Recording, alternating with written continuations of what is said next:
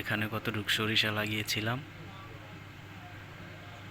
তো অনেক দিন পর দেখা যায় হয়েছে।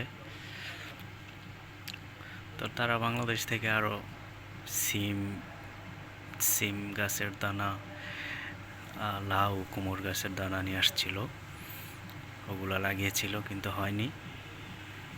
তো একজন সরিষা নিয়ে আসছিল, তা আমি আবার বলেছি দেন, আমাকে দেন, আমি ওখানে বুনি। তারপরে সব ওগুলা অন্য বীজগুলা যেগুলো আছে বাংলাদেশ থেকে নিয়ে আসছিল,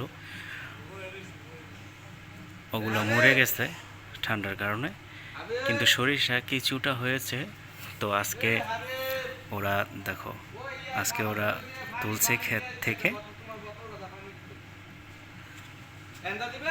তো মেয়েদের মতো এগুলা বাছাবাছি করছে।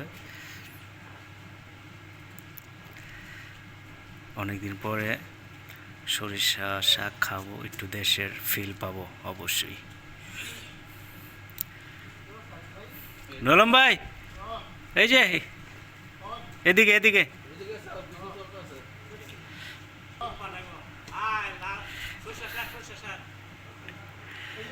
আপনাদের জন্য ভালো খাবারগুলো রেডি কিন্তু দেখছেন সরষের শাকগুলো ইনশাল্লাহ রোমানিয়াতে আমরা ইনশাল্লাহ দ্বিতীয়বার আরো ভালো ফসল ফলানোর চেষ্টা করবো ইনশাল্লাহ।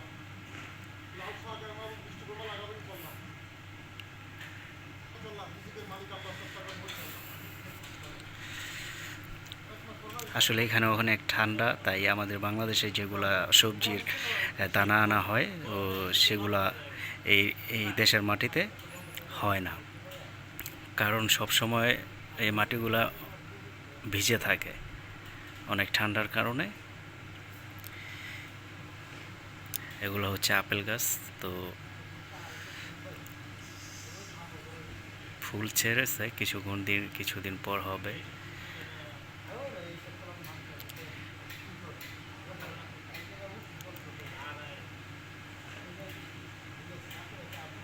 ওকে, আজকে এই পর্যন্তই। আগামী পর্বে আবার দেখা হবে নতুন কিছু নিয়ে।